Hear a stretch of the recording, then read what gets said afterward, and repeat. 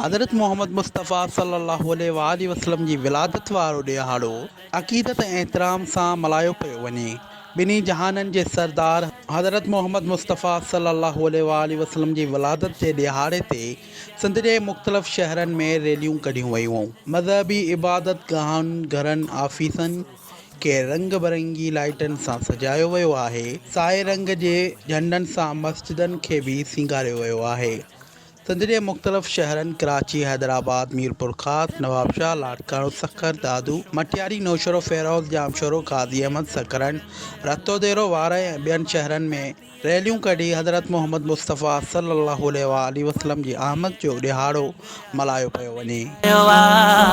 मिलादचा जश्न सजीव्या, मिलादचा जश्न सजीव्या, मिलादचा जश्न सजीव्या, मिलादचा जश्न सजीव्या।